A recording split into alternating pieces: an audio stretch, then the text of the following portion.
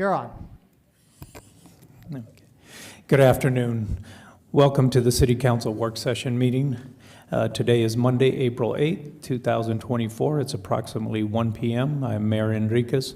We will start with a moment of silence for the brave men and women of the United States and armed forces as they protect our interests around the globe, as well as the courageous men and women of the Las Cruces Police Department and Fire Department as they keep our city safe 24/7.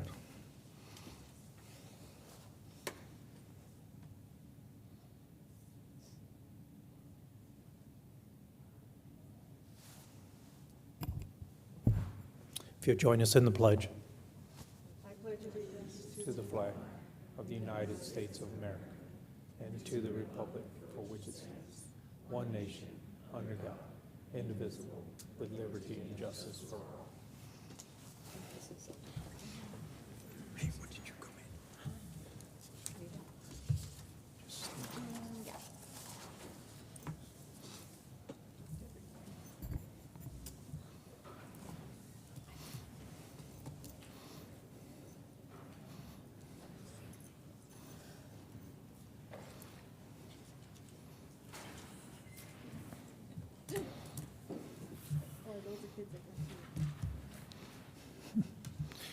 Yeah, we'll get started as soon as our special guests take their seats. Thank you.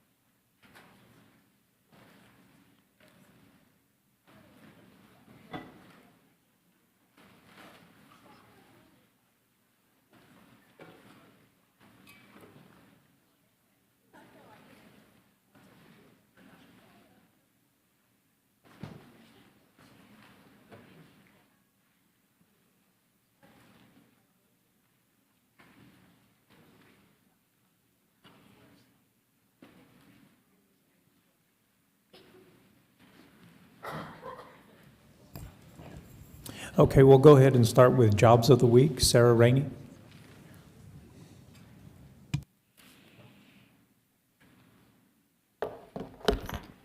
Good afternoon.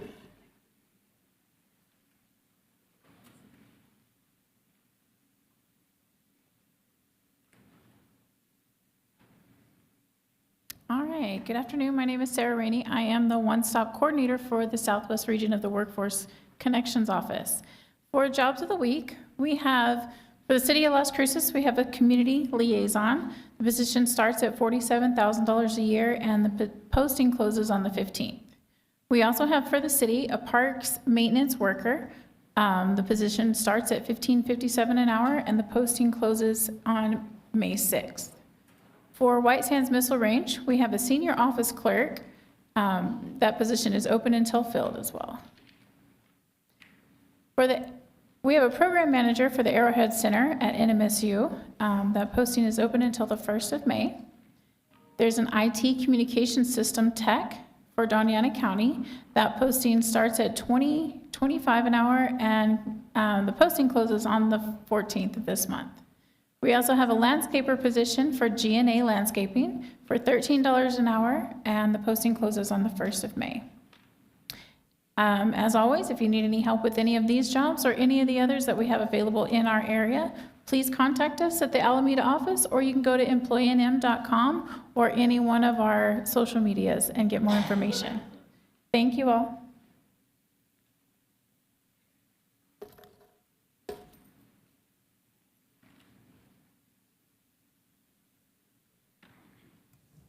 All right, thank you, Sarah. Next, we have Pets of the Week, Amy DeFelix.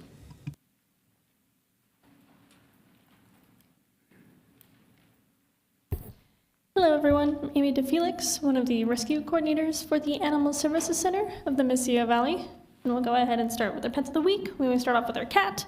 And for the second week, Madonna is going to be our cat of the week. Her number is 73969. And this week she says, "My kitten has since found a forever home, so it's just me now, and I'm ready for my turn to be the baby of the family. I absolutely love getting pets and attention, and I love to be held while I receive scritches.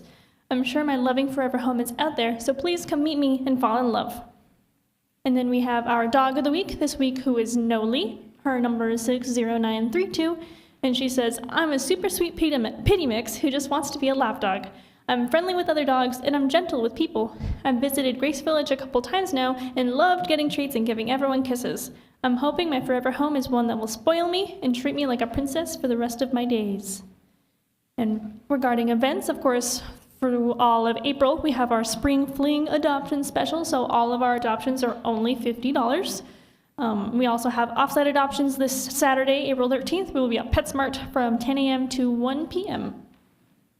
And then all of our online links, our main website, ascmv.org, and then all over social media, Facebook, Instagram, and TikTok. Facebook and Instagram, we post pretty regularly. TikTok, we also have some reels of our pets of the week and also of some highlights of some adoptable dogs and cats as well. And then YouTube and Spotify and Apple Podcasts is where we post our podcast if you guys would like to listen in. And that is all I have. Thank you. Okay, thank you, Amy. Before we start our agenda items, I'd just like to recognize our guests in the audience. Students from the John Paul Taylor Academy, thank you for being here. Thank you for spending your day.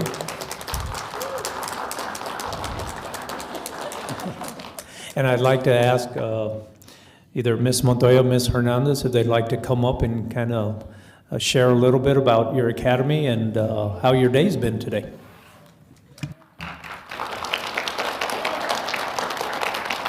Thank you. Thanks for having a city council meeting during our field trips. Really cool of you to do that. My name is India Hernandez. I teach fourth grade at J. Paul Taylor Academy. These are our fourth and fifth graders. Say hi, everyone.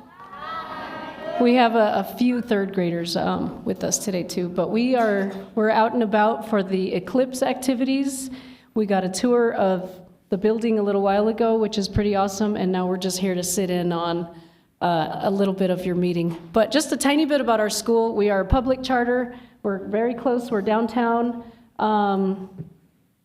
We are project-based. We wear uniforms. And we have a lot of fun. We're a kinder through 8th grade school, and we're not exactly an open campus, but we would welcome any time if you have questions or you'd like to visit or come talk to our classes. We'd love that. So thank you again. Thank you. Thanks for being here. So next on the agenda, we have the New Mexico legislative update, and Barbara will introduce.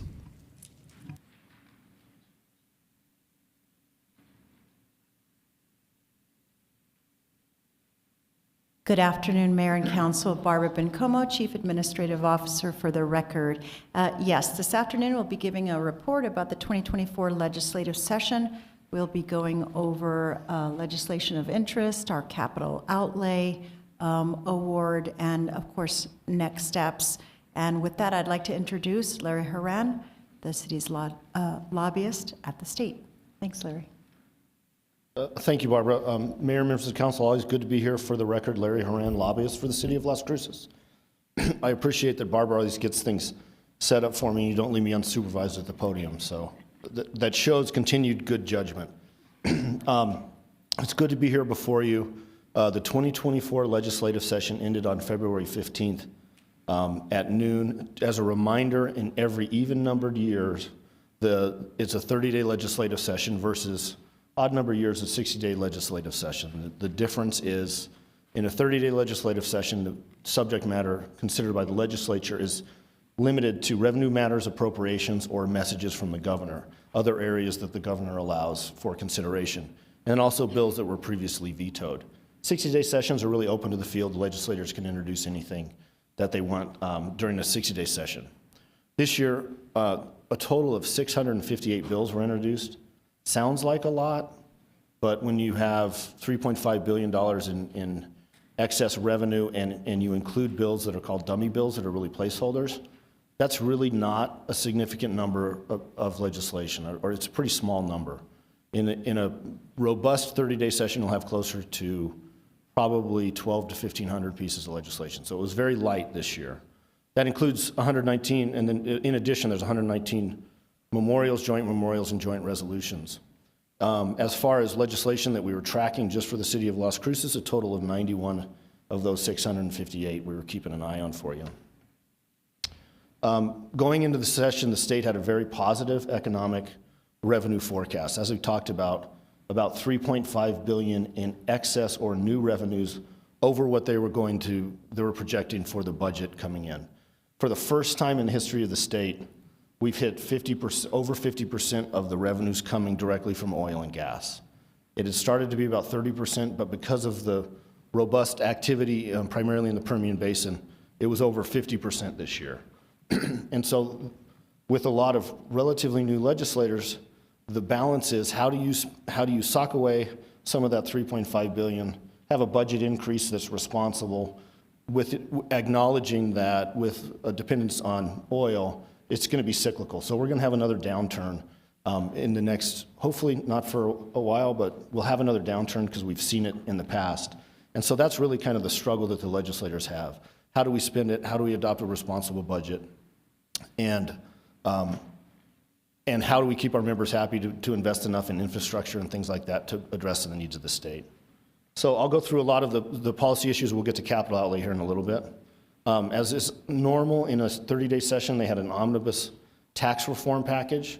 What happened in the 60-day legislative session is the governor vetoed almost the entire tax package and tax reductions that they had. So what the legislature did is they came back and passed a smaller tax package with some reductions. And we'll get into more specifics of that here in a little bit, but they passed an omnibus tax bill passed this year, and that included some changes like increase in corporate income tax to a flat income tax rate, and then a lot of the pieces of the tax bill that were vetoed last session got included in a new tax bill.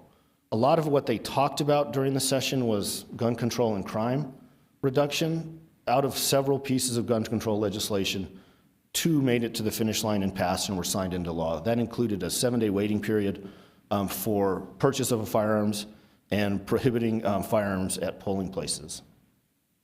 Senate Bill 236 was a bill we actually had to work on proactively for the city. If you'll recall, in the 60 legislative session, Senator Hamlin carried a piece of legislation that we were pushing and staff helped to get passed, and that allows for us to use a gross receipts tax increment to fund projects in metropolitan redevelopment areas. While they were trying to implement the legislation, the Taxation and Revenue Department identified a couple areas that made it what they said was impossible for them to implement, so we had to come back and make some technical changes to that legislation. So we did that in this session. It truly was a technical fix that we worked collaboratively with Tax and Rev to fix that act. The changes did not have any impact on any timing we will have on any of our metropolitan redevelopment areas, so it didn't slow us down. So we were able to do it in such a way that it'll be able to keep us on our timeline to help fund improvements in those metropolitan redevelopment areas. Senate Bill 158, what this does is cities pay a 3% administrative fee to Tax and Rev to get our gross receipts tax sent to us. I never thought this bill would pass because what it does is it eliminates the fee completely. It was a robust effort by the municipality taking the lead, and I was surprised when it passed. I was even more surprised when the governor signed it. But what it means for us is over the next several years, that 3% fee is going to phase out, and by fiscal year 2029, we won't be paying any fee to Tax and Rev to collect and provide us with our gross receipts taxes. So looking back at the numbers from 2019 to 2024 cumulative, that's about $8 million over 5 years for the city of Las Cruces. So it will be a significant benefit to the city once that phase out reaches a total of 0%.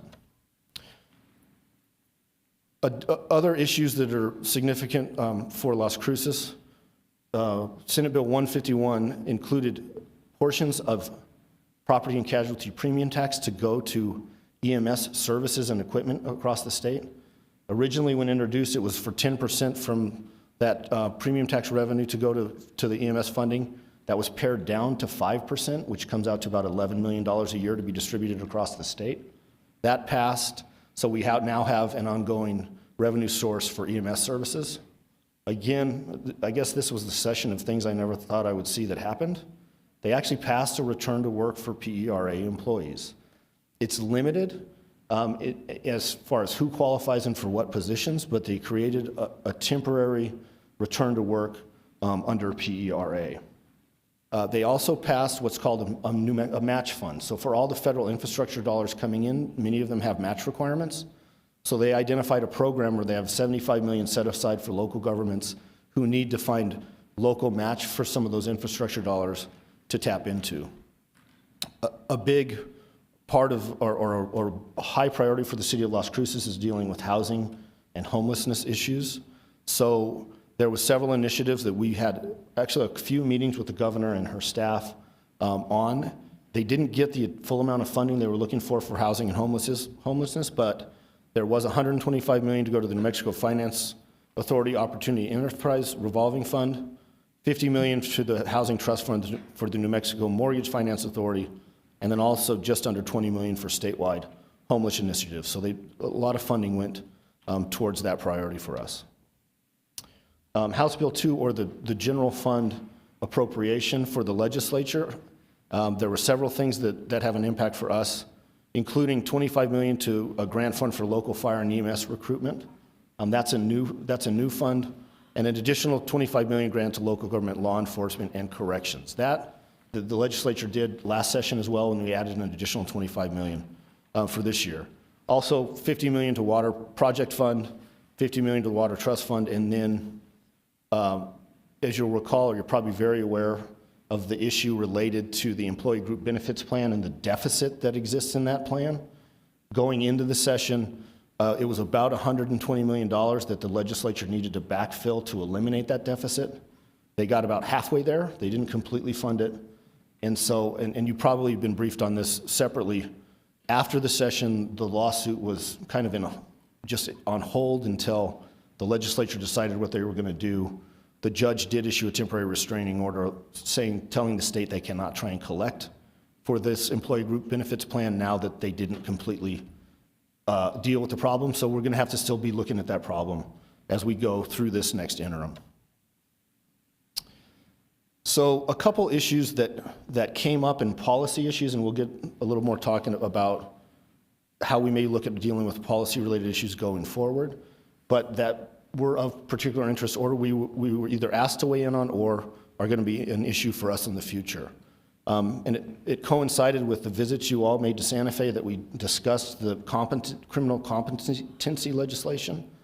What that was legislation with an idea of trying to divert individuals who are entering our criminal justice system but have been or will be deemed incompetent to stand trial, trying to divert them into programs for their behavioral health issues rather than keeping them in the criminal justice system.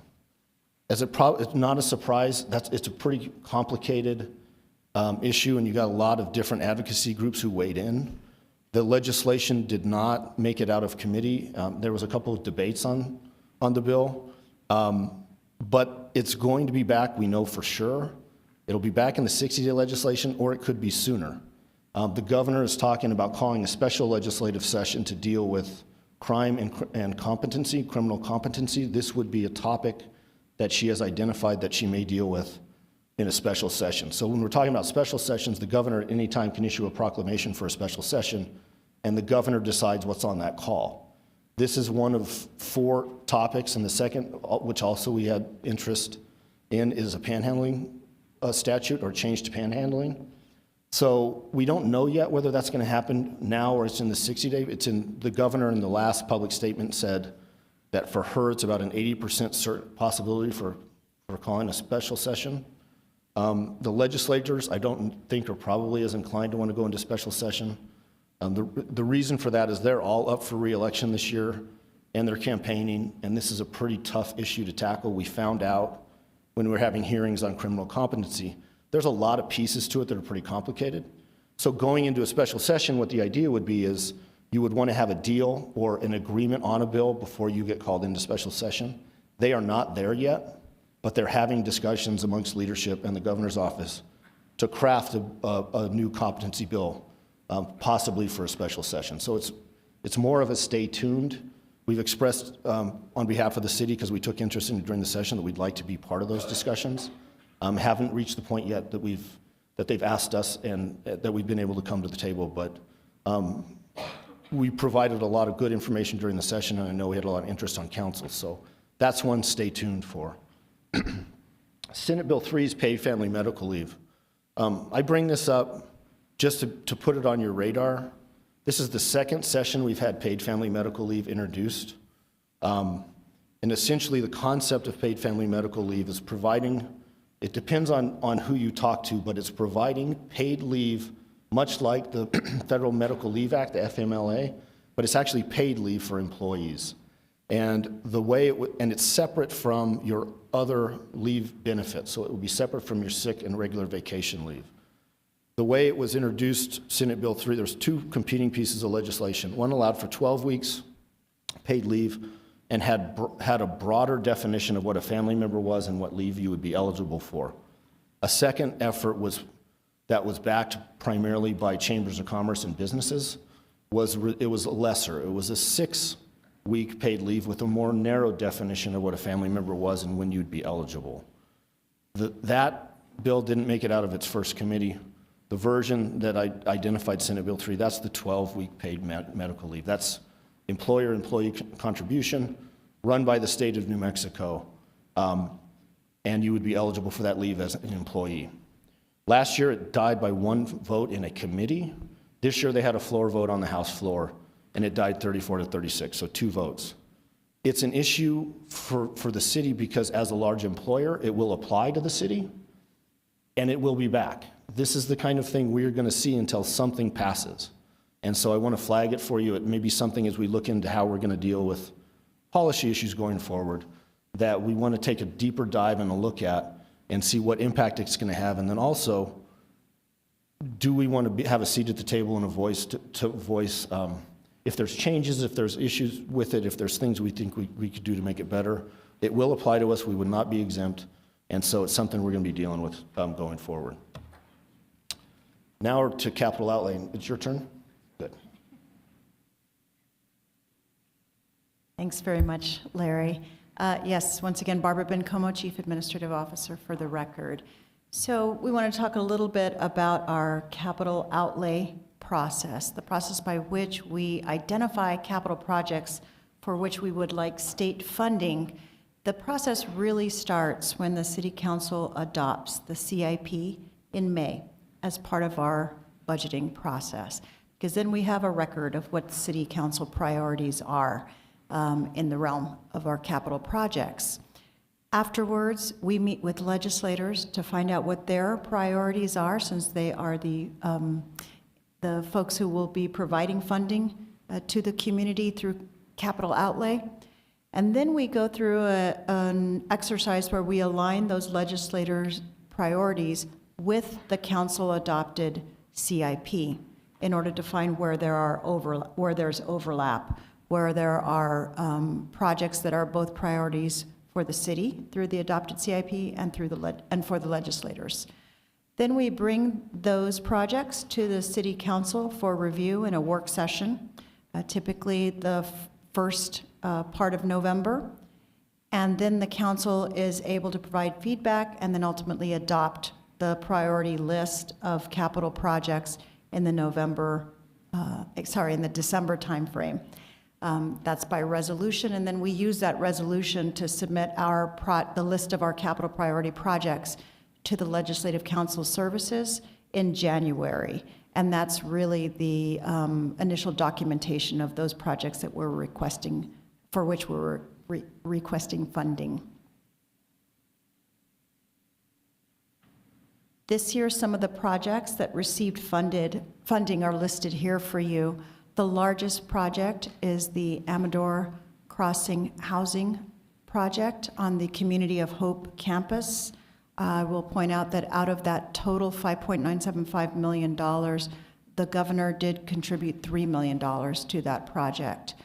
We also had funding for our MIH building for the fire department. And this funding, coupled with some funding that we have from Senator Heinrich, $3 million, will be able to construct this project. Previously, we had funded the design for the MIH building out of ARPA funds, so we really were able to put together several different funding sources for this project. And then you see the other projects. We do have a couple, the Mesilla Valley Community of Hope Distribution Center.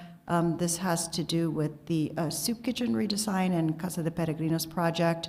Received some funding. Of course, we are the owner of that property, and then it's operated by the nonprofits there on site. Same thing for the domestic violence shelter. That's La Casa. We own that property. There's funds that are now received for some renovation to that property. So in total, the amount that we received, Councilor Curran, I see you're smiling at this. This is the graphic you suggested last year that we add, and I just continued it on to this year. We have a total of $11.755 million for our community through the projects that we outlined. One thing I'll say, the amount is similar to what we received last year, but it's more concentrated in fewer projects, which in many ways, from a capital standpoint, is advantageous because it really allows us to complete these projects and not to get smaller piecemeal funding, and then we have to find other sources in order to actually complete the project.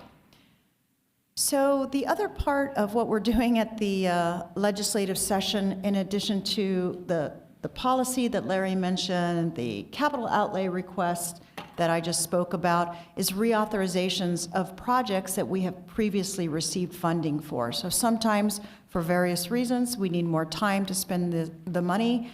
We have 4 years initially, once a project has been authorized through capital outlay. If we need time extensions, if we need to change some of the language of what the funds can be used for, or if we need to change the scope for the use of the funds, then that involves a process where we go back to the legislature. Typically, one of the sponsors that previously allocated funds to us will then sponsor the reauthorization.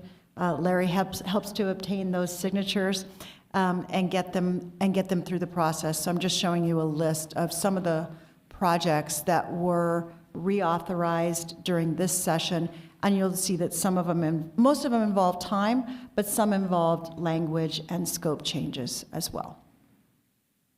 And with that, I'll turn it back over to Larry. Thank you, Barbara. Again, Larry Horan, lobbyist for the record. Just as you think about those capital outlay, the one thing I'll mention that we didn't talk about, the top two, Amador Crossing and the Mobile Integrated Health Building, we received funding from the governor's office, which is the largest pot of money for those projects, but also a lot of the work that we did in the interim, including meetings with leadership, with Chairman Small from the House Appropriations Committee, with the governor's housing coordinator. During the session when you all came up, we had discussions with the legislators and the governor's office on those projects. And so it's a really good example of city staff, and also you as the council and mayor coming up to talk to our legislators during the session and identify it as a priority, and then we see some success. It doesn't always work, but if you don't make it the effort, then it for sure won't work. So it was a really good example of a success we had this session. And so we had time to take a breath. Breathing time's over because we're already into April, so now we have to think about the next legislative session, which you think starts in January, but it doesn't. It starts as soon as the signing period's over for the governor. Interim committees will be starting, in fact, between the time that we finalized the PowerPoint and today, the first interim committee actually has been scheduled. Legislative Finance Committee has its first meeting next week. That Legislative Finance Committee will start working on next year's budget immediately, so they always meet first. The other interim committees will start meeting, some of them late May, but mainly June, so they'll start having their committee meetings coming up in the coming months. The ones that we really focus on, or usually our issues will be in front of, is the Legislative Finance Committee, the Revenue Stabilization and Tax Policy Committee. That's the interim tax committee, so there's always lots of issues related to local government financing, and Courts, Corrections, and Justice. I bring that up because when we're talking about things like criminal competency, panhandling, criminal justice reform, that's the committee those are going to come out of. We talked a little bit about the special session. Don't know yet whether that's going to happen or when. And we talked a little bit about the election having an impact on that. All 112 legislators are up for re-election.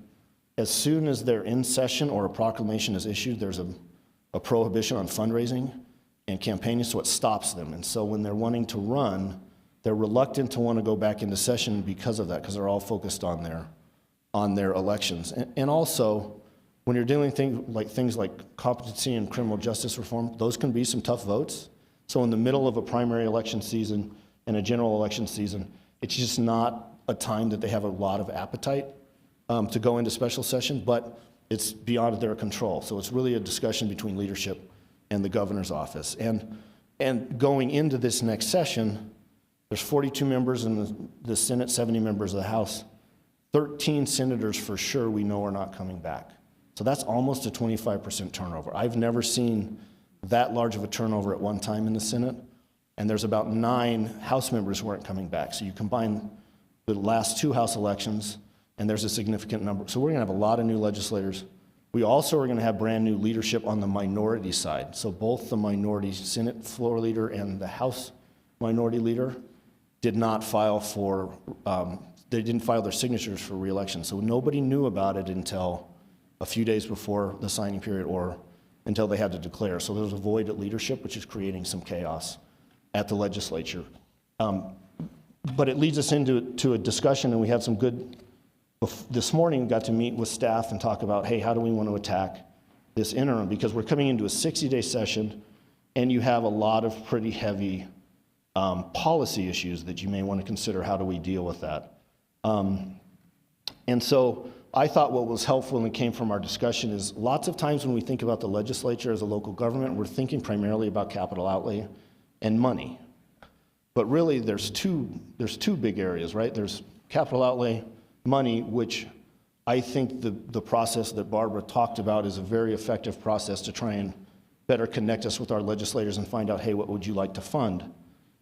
But the policy side is different, and it has different timelines, and it has different ways that you want to consider dealing with it. So traditionally what we do, we meet with council, we meet with legislators, we come back late in the year, you adopt your capital outlay priorities, and we let them know, our legislators, what those are. As it relates to policy, it's much more of an ongoing conversation, and a lot of these issues may be multi-year issues, and so the timing may not work as we get closer to the session. And so we had some discussion on how can we better maximize participation of the city in some of those policy issues. And the first thing in order to do that is staff and also me, I need to know what those are. What do you care about? What are those policy issues that are in your wheelhouse or that you think we should be weighing in on? And so I think at least what we've proposed is we have individual meetings with councilors and the mayor early on. Like when I say early, I say May, June time period, the next month or two, to identify potential policy issues. Because if you're going to work on a policy issue, you can't wait till the end. And the interim process starts in June. Those discussions start in June. So if we wait till too late in the year, it's frankly too late. And so what we've talked about is potentially meeting with councilors and then having maybe a work session focusing just solely on legislative policy issues. I've already identified a couple things. I can't tell you for sure they're going to come up in the session, but if I was a betting person, I would bet very heavily. Paid family medical leave, competency, criminal justice reform, cannabis, tweaking of the cannabis legislation. Those are things we know we're going to see. And so there's some things that we could talk about that we know that we're going to see legislation on. Another thing is, and this is an opportunity for us, and we had some discussion about this last year, is there was a change to the Constitution by resolution for an exemption to the anti-donation clause. That was to allow for certain projects to allow spending of public dollars on private property. Where it would apply to the city of Las Cruces is we've been working on the septic problem ever since I started, which has been a while. And we still have a lot of work to do, and I can't leave until it's finished, so we might want to finish it at some point. But the problem that we've identified is once you take a sewer line up to the property line of a homeowner, we can't finish it. Now, the way the resolution passed is if you pass enabling legislation, meaning if we introduce a bill in the legislature to allow for spending of public dollars for that exception, we want to adopt a program for property owners to be able to apply for funding to extend. We can do that, but we have to pass a bill. And so that hasn't been done. Nobody has tried it since the resolution passed. But there's things that we should start talking about now, because if we're going to do that, we want to make sure we get it drafted, you get to see what it looks like, we get to vet it through interim committees, and then we try and pass a bill during the session. And so that's a lot of what we talked about. How can we put that in place so that we can be more proactive in dealing with some of those policy type of issues? And then it's always a question of advocacy. How best do we utilize the city to advocate for issues and you as elected officials to advocate? Just a couple of thoughts after this past session. We were more active than we have been in the past, and there's a couple of circumstances that I'll point to specifics. You all came up around Las Cruces Days in Santa Fe. Mayor Pro Tem, you were there a little early. You had a very set, identified agenda of what you wanted to talk about, who you wanted to talk to. So we went around, we made the rounds, and you were able to advocate for issues. And then following that weekend, mayor was there, staff was there. We got to meet with the governor's office. We got to talk about Amador Crossing, mobile integrated health. We got to hit the legislators on EMS funding.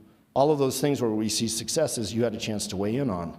So it was very effective advocacy because it was targeted, and you came in at the appropriate time, and you had the ask that you had a very specific ask of legislators. And so what's our opportunity to improve on that, to think about what are there other areas we want to advocate for, and effectively use you all and staff's time. And then, city manager asked me, he said, well, what about the people we had up there? Was it right? And I thought it was great, because one thing that I noticed, and I'll go to another specific example, we wanted to meet with Senator Hamlin. She was rushing to another meeting. The gatekeeper tried to say no. We ignored that. We got in to see her. And her office was too small because there were so many people from the city of Las Cruces that came just to say hello. That sends a really strong message to our legislators and to other legislators of you took the time, you showed up, you came to advocate for issues that were important to the city, and we had a good, successful session. So as we're looking at advocacy, as we're thinking about I'm always thinking about how do we do better next session, how do we protect ourselves better from bad legislation, how do we pass good legislation, how do we get more money? And those are the things we're thinking about. So I think we've identified some good areas to adopt a good strategic process to improve on that in the coming sessions. And I think, because I went off slide a little bit, not shocking, the next one might be questions. Yep. So now I appreciate it. I'm happy to stand for questions or defer them to Barbara. All right, thank you, Larry. Councilor Flores. Thank you, Mr. Mayor, and thank you so much, Larry. Thank you so much also for your presentation and for your work. I would just like to know exactly what the strategic process would be. I think that we were very fortunate to meet with Mr. Guillen, Chief of Staff for the Governor.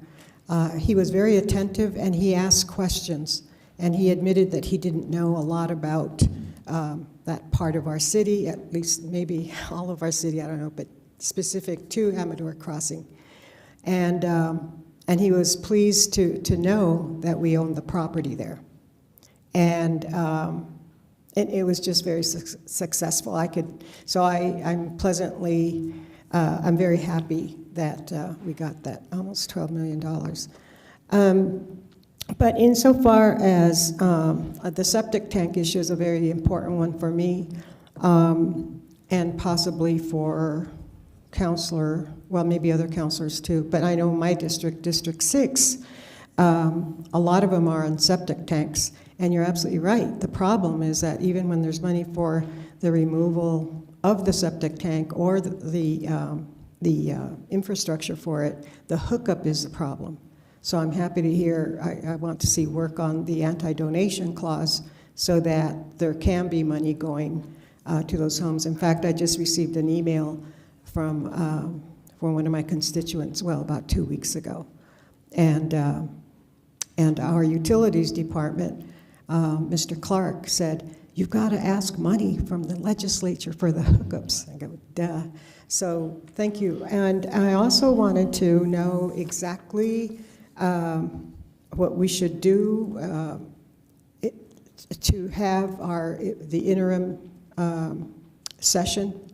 What are the dates for the session again? Or did you say? Mayor, Councilor, for the interim committees, most of them start at the end of May and Oh, into yeah. June. Yeah, I know. Joanne's been going to And then some. they'll go through December. So their last meetings will always be in December. So for about 6 months, they'll be But meeting. didn't you say there's going to be an interim session? Is that it? There could be a special Oh. session, Mayor, Councilor Flores, but that's up to the governor. So the governor, we won't know until the governor issues a proclamation. We'll know a little bit before that. There'll be some signals. So Oh. they'll indicate it's coming, but that is completely within the purview of the governor to call a special session at any time. Yeah, because her term ends, I believe, this year, right? Oh, it's next year? 2 years. Oh, she has 2 more years? 2.5. Oh, okay. Mayor, Councilor Flores, I always count in sessions. She has 2 more regular sessions. She has a 60-day and a 30-day. Okay. Thank you so much. And thank you, Barbara. Thank you very much. Thank you, Mr. Mayor. Mayor Pro Tem? Thank you. Thank you so much, Larry. Yeah, similar to for your work with us, and I'm always, honestly, I always dread going up there. It's like I get lost in this circle, and everyone's so busy, and you schedule time, but it never works out. And so going with you is always such a pleasure because you just have such great relationships there. And Natalie Green is back there, and we just made such a good team when we went. So, and it was Nicole Martinez and 3 of us. And so just wanted a little shout out to JoJo over there. By the way, all these kids are falling asleep, Larry. Don't take that personally. I think that the pets presentation was a little bit better for them, but don't take it personally, Larry. So I just wanted to thank you so much for, taking us around when we come and for doing all of that. Yes, I have a bunch of questions for you. Well, I'll say on the special session on competency, you said there is a potential for a new piece of legislation, not the same one, right? Because I had heard initially that they would be coming back for a special session on the exact same bill, which seemed silly, as if I tuned into that last committee where it was in, and there was sort of like willingness and sort of support, but it felt like people weren't ready to vote on that specific piece of legislation. So if it's a new, if the governor does call for a special session, you think it would be a different piece of legislation? Mayor and Councilman Como, yes, and I'll take a quick opportunity. I appreciate your opening. You're always welcome. I'm always happy when you come up. You all come up, and I don't want you to dread it. That's part of why you have us, because I can help you navigate that place, and then it's not such a dreadful, chaotic. Well, it's still a dreadful, chaotic place, but at least you have a navigator to help you. And I knew when I saw him come in that I felt bad for the school kids that they had to hear my presentation. There had to be something more interesting for them, but hopefully they stayed awake somewhat. But to your question, yes, I think it's going to be a new bill. I don't know what it's going to look like. I had a conversation with Representative Christine Chandler, who's chair of the House Judiciary Committee. I think that's probably the hearing you're referring to, because that's the one where both Democrats and Republicans clearly had issues with the bill. She said what she is hearing is the governor's office is working on a new version, but if we're so far, all the advocates and people are not at the table yet. So when we did the Assisted Outpatient Treatment Act, Senator Papin did that. That took 4 or 5 years. Dealing with these issues is really hard. It's really heavy. That's why it's going to be hard to do in a special session. So we don't know yet. We haven't seen anything yet. But I have indicated that we want to be part of the conversation in the formation of the bill, not just once it's constructed. Yes, I also wanted to know gratitude for that, Larry. I think several members of the council, and definitely Chief Story, are wanting to be part of those conversations in the creation of the legislation. So I appreciate that. And Mayor and Councilor, what I will say, and Chief Story provided, at least from what I saw, the only real solid data we had from a local government perspective about the arrests, the charges, and it was presented in such a way that it was easy for me to make an argument or make a presentation based on those numbers. So, and then also the sensitivity from the governor's office because of what happened in Las Cruces. They understand how it's a personal issue for everyone, but especially for this community, and they did recognize that. So I think it's really important for us to be at the table for that conversation. Yeah, and whenever you can, I mean, I don't mean to volunteer Chief, but he's a data person, and I think he's ready to have those conversations for sure, or continue to. If there's no special session, but there is a piece of legislation to be ready to be discussed in the 60-day, you said it most likely be in the CCJ interim committee. Can you tell us who of our Southern New Mexico legislators are on there? Mayor and Councilor, I can't tell you all of them, but Senator Cervantes, as Okay. the chair of Senate Judiciary, they rotate chairmanship. I believe he would be vice chair this year because Representative Chandler is chair. The others, I apologize. I'd have to. I can look at the list and let you know. That's but okay. For I sure, can that's look as one, well. and it's a pretty significant one because that bill will go through Senate Judiciary. Okay, thank you for that, for sure. I can look as well. I also want to note that I always appreciate all the legislative tea you bring us as well. I always enjoy that very much. Let's see, and then I think your suggestion on having a work session on specific policy items is important. I think in the past, we've done sort of sometimes very individual resolutions in support of a piece of legislation or against. Actually, I don't know if we've ever done one against a piece of legislation, but I guess that could happen. I guess the only thing is that, so if you met with us individually, or if we continue to meet with legislators individually to tell us these are our priorities, can you let us know as well if there are any pieces of legislation that match these so that we can be prepared, and then pass resolutions in favor of any pieces of legislation. But the only thing I would say though is that those would have to come to the entire council, right? Like not individuals can say, I support it, but she's against it, right? Like we'd have to have a resolution passed by council. Mayor and Mayor Pro Tem, yes, that's the idea, and it came from a good discussion today with City Manager, the Assistant City Manager. I actually think ACM Delgado is the one who came up with the idea for the work session. Yeah.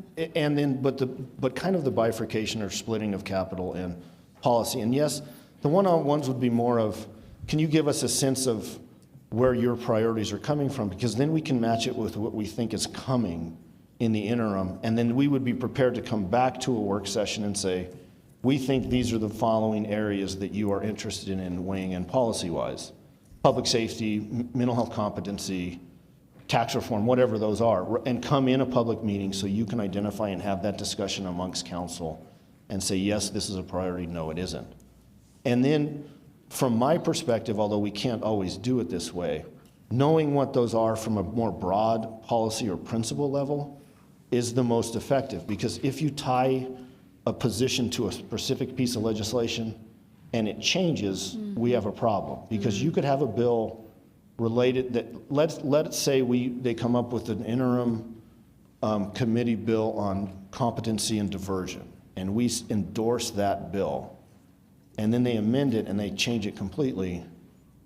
Now you're on record endorsing the bill that you didn't necessarily endorse, but also our hands are tied because we can't take a position or do something on it. So it's much more effective if we take a principle approach, like, here's the principle, because that gives direction to staff.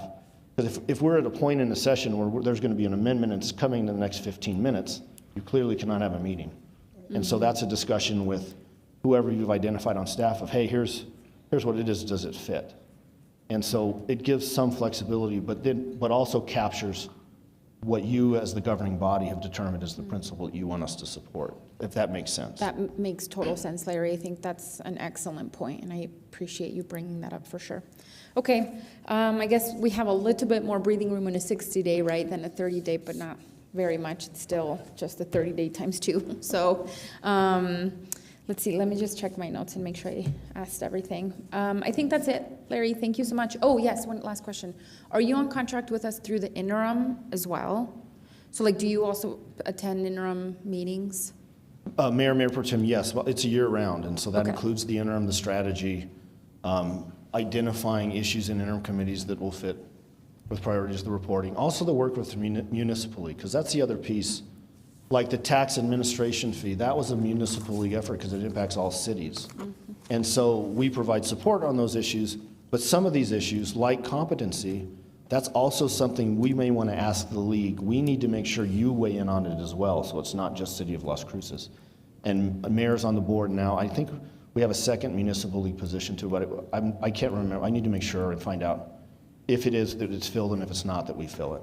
But that's another place that's important, is to participate. But things like paid family medical leave, the association will not take a position on it because they have members that are split. Some are for it and some are against it. So we still have issues we have to do on our own. Okay. And those interim meetings, they happen all over the state, right? So they sort of take turns? Mayor Pro Tem, yes. And then part of our discussion is how do we get them to a point where we can highlight the City of Las Cruces, because we can also host them. And when you host them, you get an opportunity Yeah.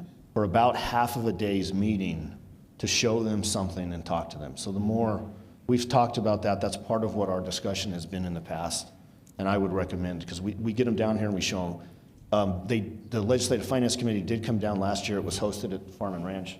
It was in July. Maybe not the best time to have them down because it was 115 the whole time, but maybe we'll do it in the fall. But it's something we should consider, That's a great idea. a location. That's a great idea. I have one last question for sure. Barbara, you've done a great job at sending us all the graphs and all the numbers and who's given what. Do you have that breakdown even further, specifically who has given what to what project? I think what you gave us was overall what they gave, and then my second question to that would be, how do we thank them?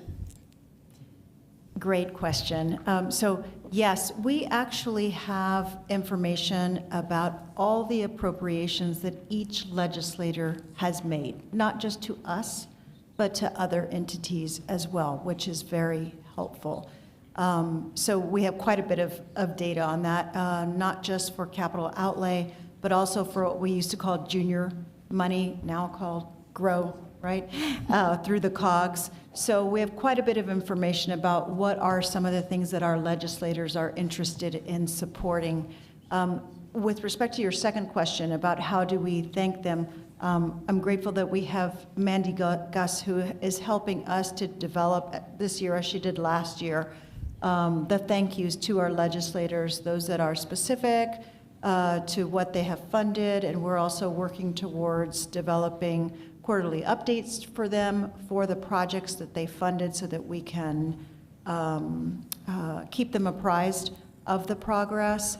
And I know today Larry mentioned that he thought it would be very powerful to have also some handwritten notes, for example, from the mayor to the legislators as well. The other way that we thank them, I know that Mandy has posts on social media to thank them so that that can propagate.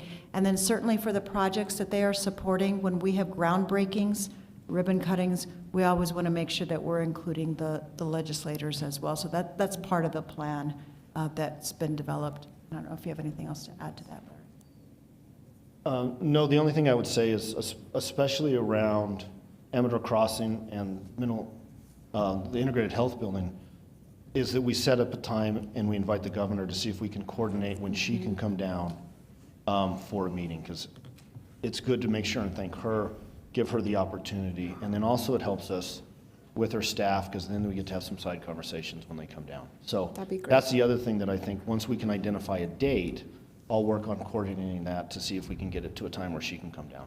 Okay, thank you. And then Barbara, will you just, when you get a minute, like I said, the graphs you've sent are great, but specifically who gave what? Is that something you can send us? Mayor Pro Tem, we have it. Perfect. This is the published list. It's 146 pages.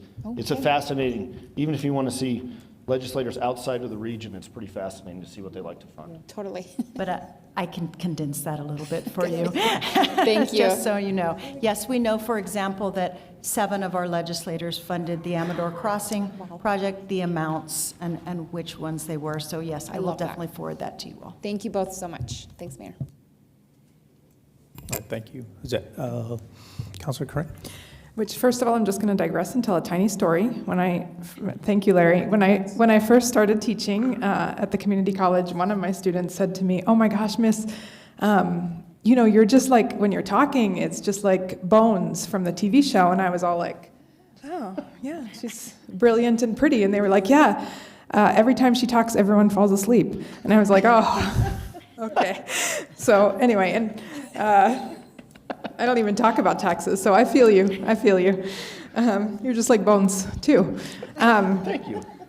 I thank you for your presentation and for helping us out as we navigate this. I did want to follow up. I know that the modernization of the legislature is still one of those things that's up for discussion, and I think one of the things that might be happening is that legislators are getting staff.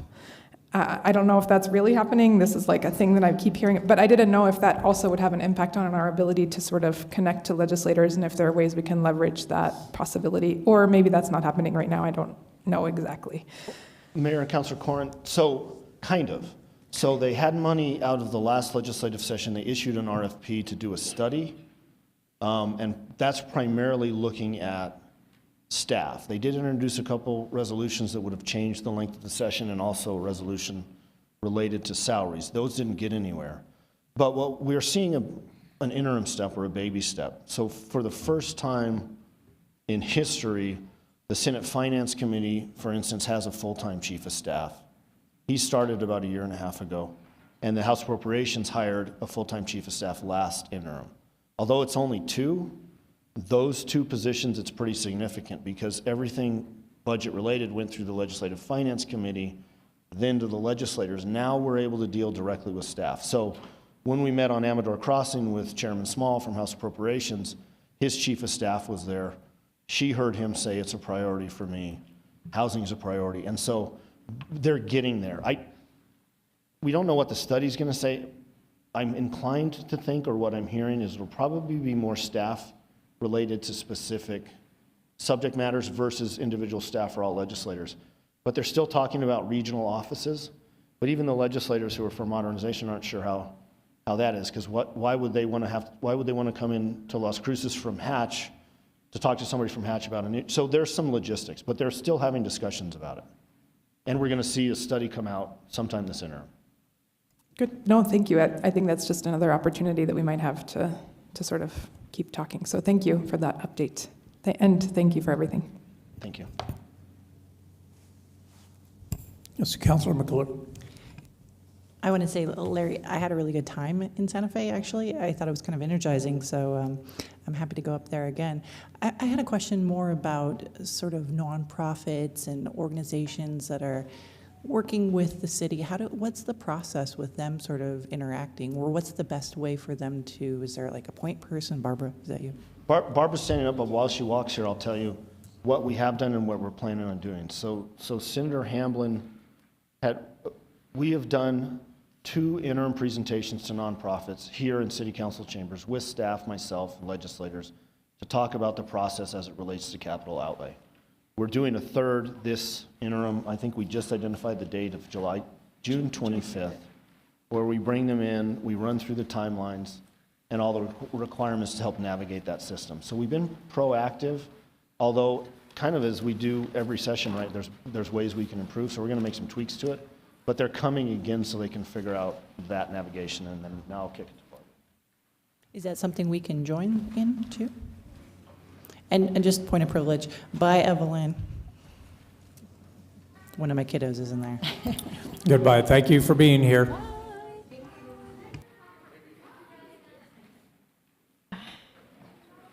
So, yes, absolutely.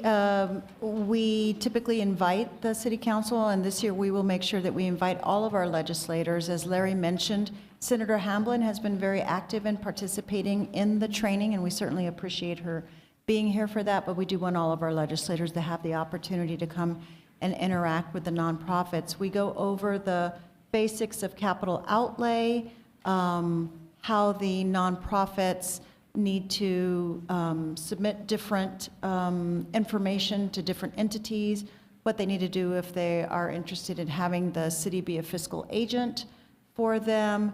We go over what used to be the junior money / grow. This year, we're going to bring the COG here to handle that part of the presentation, since they are administering that process.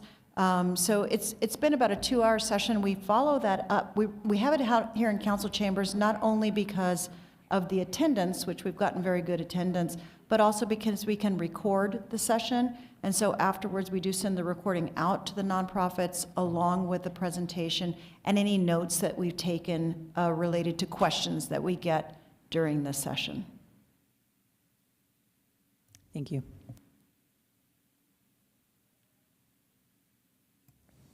Anyone else? Well, Larry, thank you. Thank you for your presentation. Thank you for representing us and being here. Always good to see you. Thank you, Mayor. Appreciate it.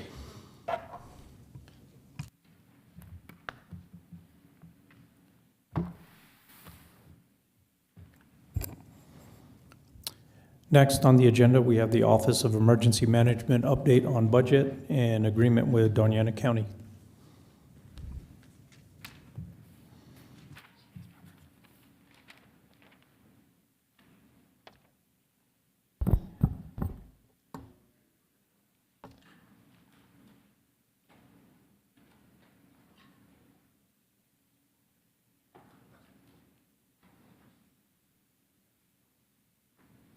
Well, good afternoon, Mayor, members of City Council, Fire Chief Jason Smith for the record. I'm saddened that my backup team left. They had to go to respond to another emergency, so I won't have John Paul Taylor helping me out today.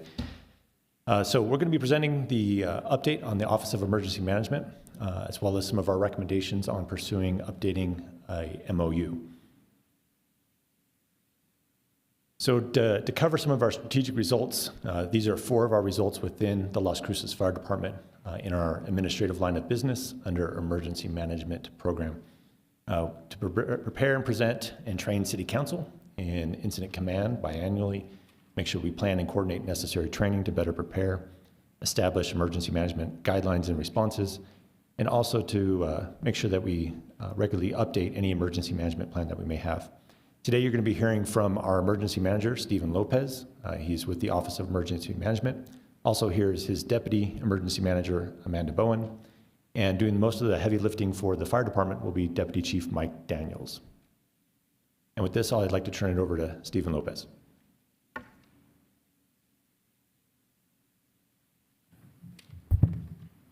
Thank you, Chief, and good afternoon, Mr. Mayor, councilors. My name is Stephen Lopez. As mentioned, I'm the emergency manager for Doñana County and the city of Las Cruces, where we've been operating since 2001 under a cooperative agreement. And appreciate this time to kind of give you a sense of where we've been over the last year. But I want to start off by thanking all of the city departments that have worked with us over the past year on a variety of projects. Both the city manager's office and all of the staff there, as well as the city floodplain administrators, public works, utilities, the airport, facilities, city risk, city IT, and of course the Las Cruces Police Department and Las Cruces Fire Department. And just goes to show you the breadth of the partnership that we have with the city of Las Cruces. And in my opinion, it's going really well and gets stronger every year, which is exactly what we want to see. Over this past year, we have offered a number of incident command classes. Both Amanda Bowen and myself are instructors for FEMA in incident command, and we've also added on a few other things. We are adding on some courses in really kind of the bigger incident command, beyond the ones that we teach our firefighters and police officers at the basic level, and we are really excited that we may be standing up a regional, what's called a Type 3 incident management team, and we've had really good commitments from Las Cruces Fire Department and Las Cruces Police Department to help us fill some of those critical positions. And just 30 seconds of what that means. A Type 3 incident management team is when the really big things happen and our local agencies are overwhelmed and we need to work together. And by having a joint team that is pre-vetted and is trained together and has also been checked to make sure not only they've attended the training and somehow passed with a 75 or better on a test, but more importantly, they've been actually monitored by an expert in that area who has signed off and said, yes, they are actually able to do it in a disaster.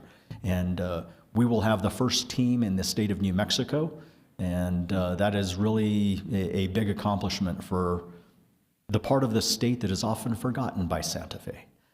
So it's going to be nice that we're able to continue moving that forward. We've also had a coordinated regional hazmat exercise in January that followed along one that we did back in October with the 64th Civil Support Team from the New Mexico National Guard. We had a lot of different agencies participate in January's exercise, including Las Cruces Fire Department. And we have started, I mentioned that Type 3 All Hazards Incident Management Team. We've started now the position-specific training for that. We have completed 2 of the courses, the Liaison Officer course and the Planning Section Chief course. And we will be holding kind of the basic fundamentals course, which is called 0305 NIMS ICS Type 3 All Hazards Incident Management Team training course here at the Las Cruces Convention Center well, next month now in May. And that's an expensive course that the state has actually committed to helping us put on. The state's paying $25,000 of the expense for it, and we're paying the other $15,000.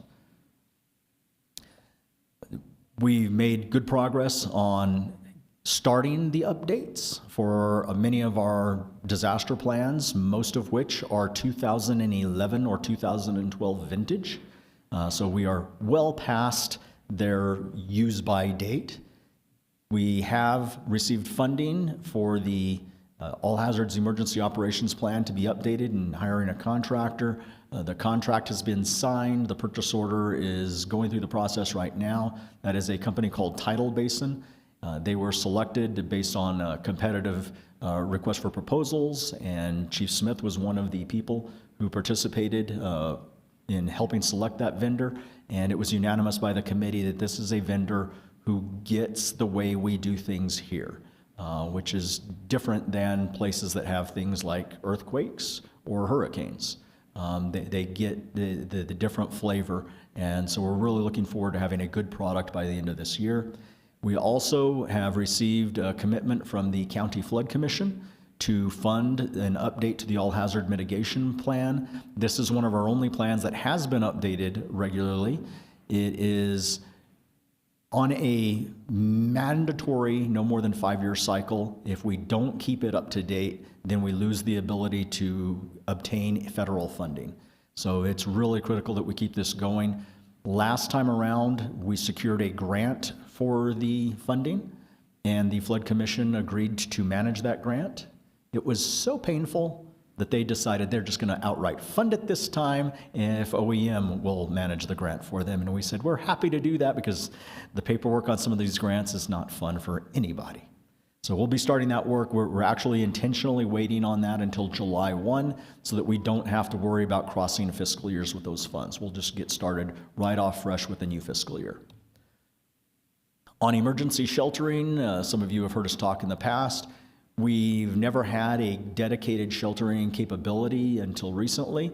That is now up and running. We have the ability to do at least 500 people out at the county fairgrounds. The county fairgrounds was selected as the permanent site for one simple reason. It's not close to anything else. So if we've got people who are having to be evacuated from an area, we don't want to evacuate them into another area that they may have to be evacuated from again. So we needed a place that was separate. We also needed a location where we could handle the number one reason that people do not evacuate in a disaster, which is their pets. And when we say pets, it is a very loose term because some people have chickens thanks to COVID times, and those are pets. and cows and horses, and the fairgrounds just started making a lot of sense as we tried to figure out where we were going to put these.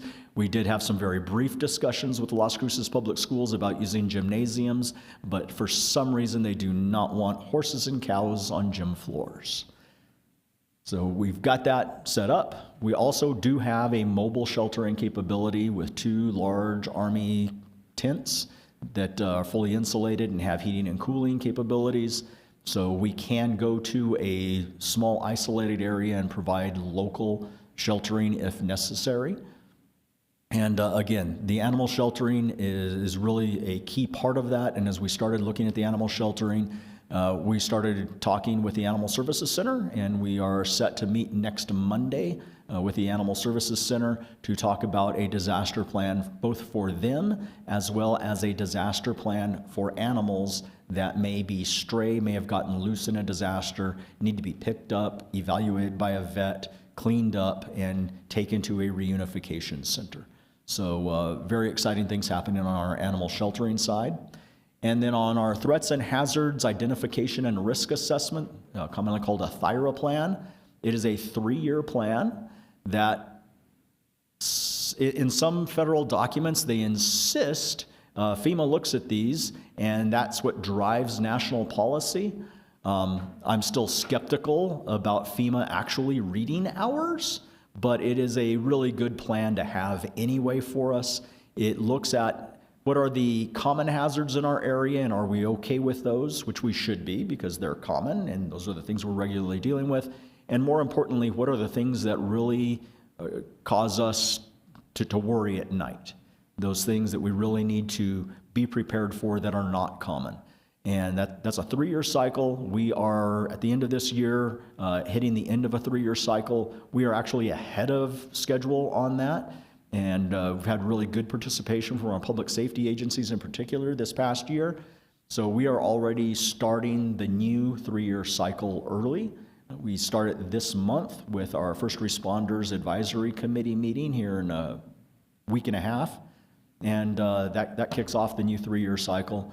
If any of you have those big things that you are worried about, you can either let the police chief or the fire chief know. These are things we want to see considered for the THIRA update, or you can directly reach out to the Office of Emergency Management and let us know.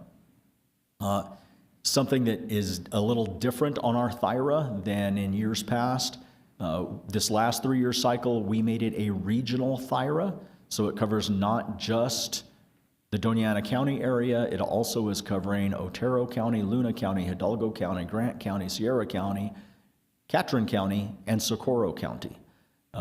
Reason being, they may have the exact same threats, but much less on the resource side. And when they need help, their option may be to declare a disaster and ask the state for assistance. But we have learned since the 2021 wildfires, the state then turns around and calls the largest area nearby and asks for help. So it made a lot more sense for us to actually start looking at a regional plan and recognize that we can help each other better as a region than waiting for the state to play a game of telephone and get right back to the same people anyway. So it's been a very successful approach. Other parts of the state are actually now looking at trying to regionalize as well. And as we work through this process, it does give us the ability to say, here are the capability gaps that we've identified based on the hazards and threats identified, and that helps us drive how we go about looking for funding, how we can close those gaps through additional training, through additional equipment, through additional personnel, or whatever it may be. Do want to proudly announce that the funding for the new Emergency Operations Center facility, which includes our administrative offices for OEM, has been approved by the Board of County Commissioners. We received $1.5 million in congressionally directed spending that flows through a FEMA BRIC program. We received another $960,000 for funding through the state's ICIP through last year and this year's legislative requests, and then the county came up with over $10 million to wrap up the funding. It is going to be located, we've already got the lease executed, on property just south of the NMSU golf course. It is a win-win in our opinion, because NMSU is going to utilize the facility also for their large event management from the public safety side. That helps get our public safety agencies that support NMSU into the facility and using it regularly, so that if we do have that large disaster, they're already familiar with it and they're able to come in and immediately start working. It also includes something that our area has been lacking for a long time, which is a backup dispatch center for Mesilla Valley Regional Dispatch Authority. So it will be able to handle at least 10 dispatcher workstations. And again, those will be utilized during those large events at NMSU so that the dispatch equipment is continually updated and tested. So that works out for everybody. And it's going to include not just an EOC, but a real training classroom. So we can have training classes, and the EOC will be able to handle at least 100 people, which is much better than the 18 we have right now, and much more realistic of where a community of our size should be. And it's going to have a warehouse. And a warehouse is something that we knew we needed in our community way back when, back in 2008, 2009, when we were working on H1N1 pandemic planning. And we had to utilize some warehouse space at NMSU. And fortunately, that warehouse space was still in use with the same N95 masks and gloves when the COVID-19 pandemic happened, and we were able to utilize those. But it was just by happenstance that NMSU hadn't needed that space, and that cash had been removed. So this is going to give us that dedicated warehouse. And with the water utility disruption at Crua down in Sunland Park back in December, it really validated the need to be able to have things like 20 pallets of bottled water, so that when a large population loses domestic water, it's no longer safe, we can quickly respond and take care of needs for both people and pets without having to wait until we can get access to a commercial supply. And I will tell you, when you do go to Sam's Club and say that you want 20 pallets of bottled water, you're clearing out their entire supply, which is actually, that's what fills a semi. And we did that a couple times during that December 1st through December 4th response. On budget, we are, that joint cooperative agreement that I mentioned earlier has an interesting split in it. We have a split of operational expenses, which are never defined, between the City of Las Cruces and Doña Ana County, but that's after grants are covered. We actually get a good chunk, almost 50% of our salary and benefits for our emergency management staff covered by grants, the Emergency Management Performance Grant. So that really reduces down significantly how much the city and the county have to cover. And lately we've discovered, it's really hard the way that the Joint Powers Agreement is written to do things like we want to do an effort specifically for the city, or we want to do an effort specifically for out in the areas outside of all municipalities. So we really do need that updated agreement, and we'll be talking more about that here in a minute.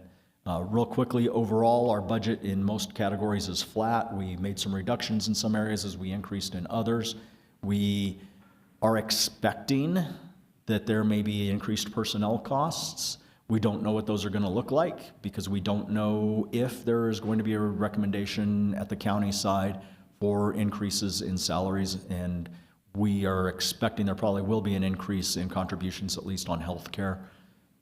We, for some reason, have never budgeted for computer replacements. So our computers are now 7 years old and older, which is amazing that we're able to keep them still functioning, but our bigger challenge is come the end of October, Windows 10 will no longer be supported by Microsoft, and none of these computers are able to be upgraded.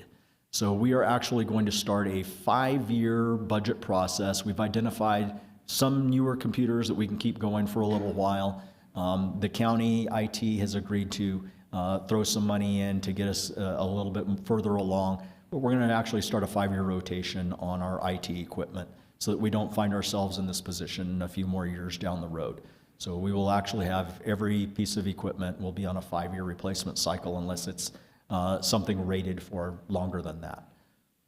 And we are also looking at a slight increase for WebEOC, and that is for special programming to allow us to integrate with the state and with White Sands Missile Range and tie our systems together for better data exchange. On the budget strategy, I kind of touched on that. We are looking at how right now, until we get that updated joint powers agreement or intergovernmental agreement or whatever it ends up being, trying to keep things off of being an OEM budgeted item and running it in other directions so that there isn't that question of, why is the city paying for this? Why isn't the city paying for that? So that it's at least clean on the books. So with that, I'm going to turn it over to Deputy Chief and talk about next steps of how we work together.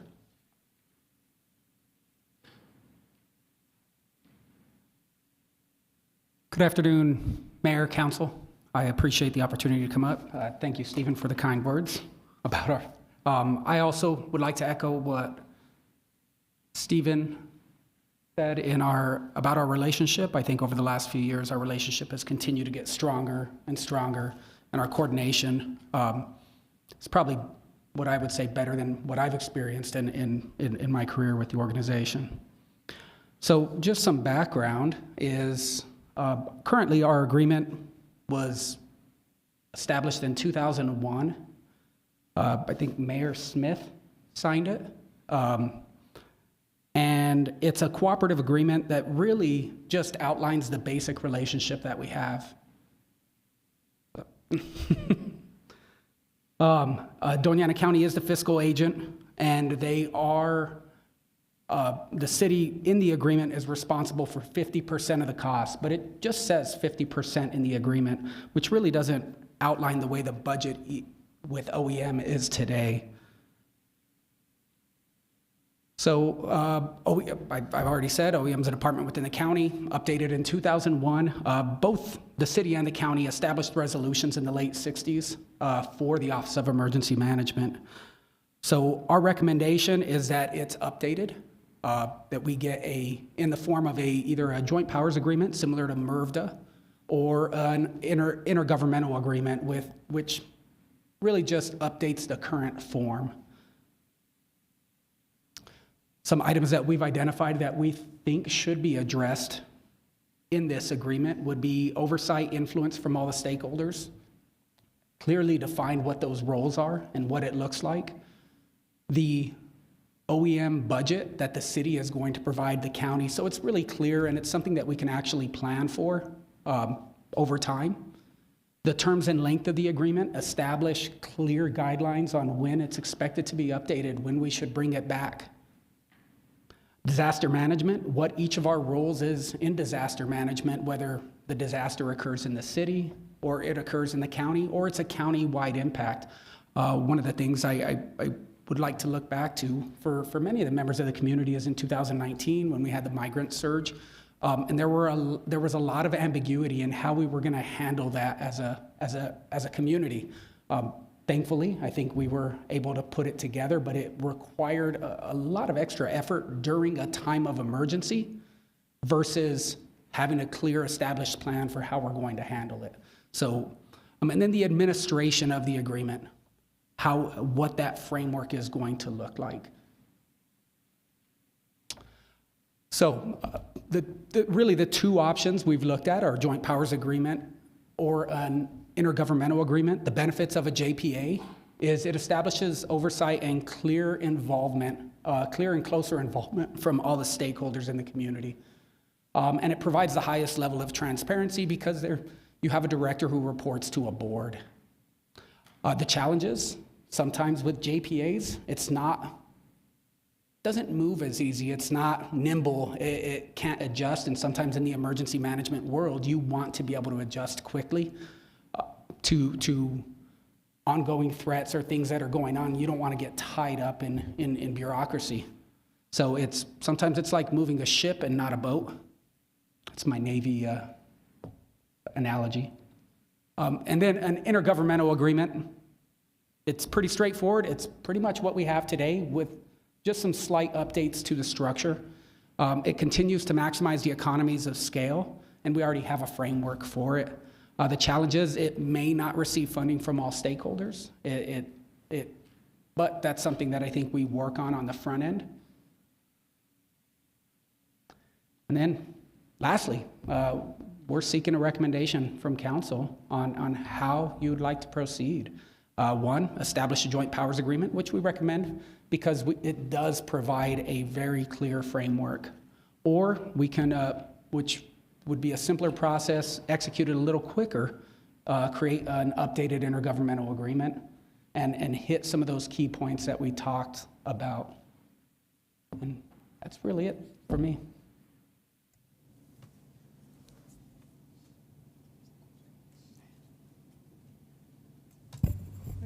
Y'all ready for questions and comments at this time? No. Yes, thank you. Councilor Craig. Just thank you for your presentation. 3 extremely diplomatic dudes. I just want to make sure that I completely understand through your diplomacy, you are actually asking us to give input on something. Yes. So thanks for being extremely delicate and gentle in that ask. I appreciate all 3 of you for that. First of all, having been through the process, and I don't want to speak, I will speak for Barbara Bencomo, who has been an extraordinary resource in terms of developing JPAs for 2 organizations that I've been witnessed, and I think I feel like that process is really useful also just in the conversations of developing it, and so I'm here for that. I do, and I have no qualifications for that except, sorry Barbara, and also thank you for leading this as you have. The thing that I can't quite get a sense of is are some of us like not paying our bills in these transactions, and is that part of why this has to happen, or are we cool with money? And this is just formalizing that. Okay, I just want to be honest about where we are in that deal. So, Mayor, Councilor Cran, yes, we're good. We're cool? We're paying our bills. Okay. We're paying our end of it. We are. It's just to establish some clarity and really allow for planning and be very clear about what that relationship looks like. Okay, and I think that it's very helpful to have JPAs to have a clear designation for those things. So I just wanted to make sure that you weren't saying oh, then this will cost a whole bunch more money or something, and I didn't want to say yes to that so willy-nilly as it seems. That's all. Thank you.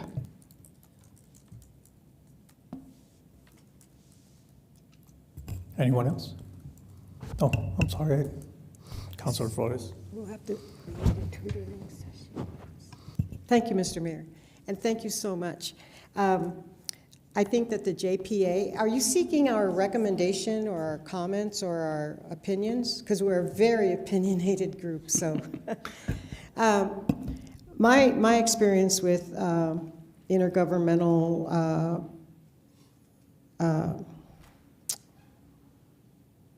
powers, the best way to go is a joint powers agreement. And I know, again, Barbara Bencomo has been a very essential person in this process. But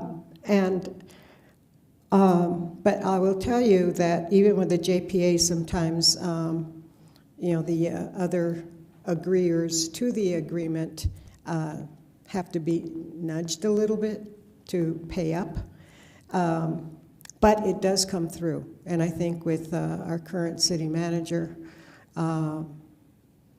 we'll be able to do that. But I strongly recommend a JPA. That'll have to go through the Department of Finance, and that does take a while to get certified and returned. But I think it has the most safekeeping. It's just more enforceable and doable. Thank you. Thank you, Mr. Mayor.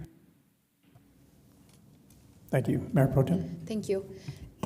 Thank you, BC. The JPA would be, I mean, I think if it's a staff recommendation, you all know best what would function better for this, what appears to be very good working relationship. And obviously the agreement is now older than all of your computers, so it definitely needs some sort of looking at, right? And so I think that's important. The JPA would be between the three entities, the city, the county, and the OEM. Mayor Pro Tem, our goal would be to engage the rest of our community partners as well in Doña Ana County Okay. to try to get more stakeholder engagement. Okay. I feel like every time Mr. Lopez comes, I raise this little bit of a flag for me, because I think it's really important to note that in an emergency situation, anytime the Border Patrol is included and they are like out and obvious, that will limit also a lot of people's ability to ask for help. A lot of our undocumented siblings and neighbors in this community, I think that is just a really important thing for me to flag as we move forward with this kind of planning and planning around emergency services that are being provided, that I think it's something that we really have to be intentional and careful with. And then the last thing I was going to ask you all is if you have training and experience in sinkholes, because there was recently an experience, very short to hear, and is one of my worst nightmares. So I just, for my own peace at night, are you trained in sinkholes? Okay, great. That's all I needed to know. Everybody is shaking his head yes. Thank you. Councilor Matisse. Thank you, Mayor. I definitely will endorse the GPA. I worry, concerned that you mentioned about the time frame, that it's a more difficult agreement to reach. What is the time frame? What are the challenges? And is there any way we can help? Mayor, Councilor Matisse, it just takes longer because of the process side of it. It's more getting everybody together, engaging, finding out the framework for what it's going to look like, and then getting everybody to agree, getting it to the state where an IGA is just a little simpler. It's not that we're not able to accomplish it, it's just that it takes time. But we are 23 years into this current agreement. I think we can have it done in a reasonable amount of time. I just wanted to prepare council for the fact that it's just gonna take a little longer. As for the specific timeline, I've never written one or led the development of one, so I'm not entirely sure, but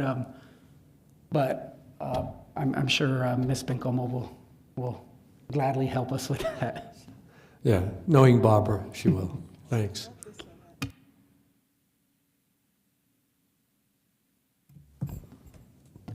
Okay, that's everyone else? Okay. Now, again, I just want to say thank you for the presentation. Thank you for the update. Mr. Lopez, it's great to see all the new things, especially the new building, how so many things have been outdated and you still accomplish a lot of things. And so it's a great tribute to all the public safety and the work with OEM that has taken place throughout the years. So I definitely support the JPA and support you all. Thank you. Thank you, Mayor. Thank you, Council. Mayor, if I may. Oh, yes. Yep. Mr. Lopez, when I was campaigning, I've had some people in the Shadowrun and Tiger Woods concerned. Can I bring that up at the risk assessment program about the possible flooding? There's a dam that's needs some work on. Would you? Mayor Enriquez and Councilor Matisse, absolutely. Okay. Or if you want to stick around for a few minutes after this, you can just let me know what their concerns are. Thank you. I'm guessing I met some of those same people during some public meetings we had earlier, so we'll just compare notes. Thank you. Thank you. Thank you, sir. Thank you, Mayor.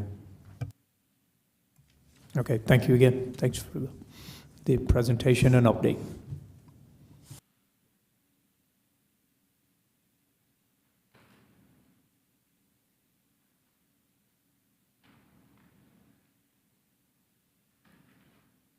Seeking adjournment. Motion to adjourn. Second by Flores.